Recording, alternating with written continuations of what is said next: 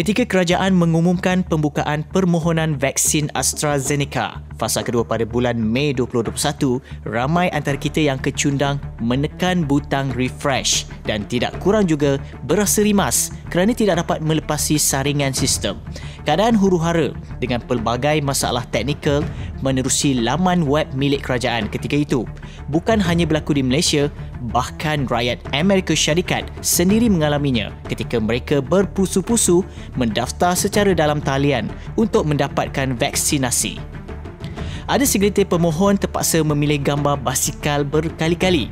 Ramai juga keliru adakah tiang lampu isyarat dikira sebagai sebahagian lampu isyarat. Malah terdapat juga sebilangan pemohon berjiwa lucu yang akhirnya berasa ragu-ragu sama ada mereka ni dilahirkan seorang manusia atau sebagai robot akibat ditanya berulang kali. Tahukah anda sebelum pandemik COVID-19, fungsi capture itu sebenarnya telah lama membuatkan ramai pengguna dalam talian geram dan panas hati? CAPTCHA merupakan akronim bagi Completely Automated Public Turing Test to Tell Computers and Human Part. Ujian Turing mula dicipta pada tahun 1950 oleh Alan Turing yang merupakan seorang pakar matematik British.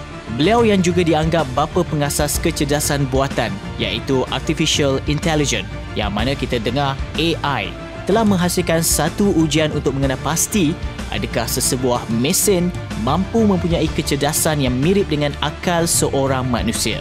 Turing menggelar ujian ini sebagai imitation game ataupun permainan mengajuk. Seorang pelajar lepasan Universiti Carnegie Mellon, Louis von Ahn, kemudian telah membangunkan CAPTCHA moden sebelum mencipta reCAPTCHA yang dibeli oleh Google. Matlamat CAPTCHA adalah untuk memberi ujian ataupun teka-teki yang hanya mampu diselesaikan oleh manusia saja dan bukannya sebuah mesin. Dalam kes pendaftaran vaksin misalnya, ujian saringan sistem inilah yang memberikan peluang kepada anda untuk mendapatkan tempat yang baik sahaja pendaftaran vaksin dibuka pada tepat jam 12.01 tengah hari. Jika sistem tidak disaring, mungkin tiada manusia berpeluang untuk mendaftar langsung. Bot-bot yang lebih cekap inilah yang akan terus memenuhi senarai penerima vaksin sejurus pendaftaran dibuka. Namun keadaan boleh kian rumit sementara komputer dan mesin menjadi lebih sophisticated hari demi hari. Profesor Madia Mauro Migliardi dari University of Padua, Itali merupakan penulis bersama bagi satu kertas kajian berkaitan kepelbagaian versi CAPTCHA sepanjang 20 tahun dan keberkesanannya. Menurut Prof, sistem AI ini mempunyai kebolehan untuk meniru jauh lebih baik daripada manusia. Hal ini demikian kerana AI tidak mempunyai sebarang emosi dan tidak berasa letih untuk menjawab CAPTCHA berulang kali walaupun setelah beribu-ribu percubaan. Jika anda perhatikan jawapan-jawapan yang diberikan di laman bantuan reCAPTCHA milik Google, kebanyakan agak kurang memuaskan. Salah satu soalan menyatakan yang CAPTCHA ini adalah terlalu susah, namun dibalas dengan jawapan berbunyi, "Jangan risau, setengah CAPTCHA sememangnya sukar. Hanya klik butang reload di sebelah imej untuk mendapatkan gambar CAPTCHA yang lain." Laman bantuan tersebut juga menyatakan Google menggunakan sistem CAPTCHA untuk melatih AI mereka. Kesemua usaha mereka yang anda dan saya gunakan untuk menyelesaikan satu CAPTCHA boleh meningkatkan mutu produk mereka dalam mendigitalkan teks, menganotasi gambar dan sebagainya. Google juga tidak membalas pertanyaan yang paling kerap ditanya pengguna, terutamanya sekali berkaitan cabaran grid foto. Adakah kita perlu mengklik gambar yang terdapat secebis bahagian bas di dalam kotak? Semasa memilih gambar lampu syarat, adakah tiang lampu juga perlu diklik? Apabila tanya soalan begini, Google hanya menasihatkan supaya memilih majoriti kotak yang mempunyai bas mahupun lampu isyarat. Terdapat juga cabaran foto kabur yang memaksa pengguna merapatkan muka ke skrin komputer sambil mengecikkan mata dalam ikhtiar mengetahui sama ada wujud ataupun tidak serombong dalam jarak penuh kabur itu. Apabila ditanya, mengapakah imej reCAPTCHA sering kali dikaburkan? Google menjelaskan bahawa mereka berusaha gigih untuk mengurangkan jumlah CAPTCHA yang perlu diselesaikan dan meningkatkan heuristiknya apabila hanya kotak "saya bukan robot" yang perlu ditanda tanpa sebarang cabaran lain.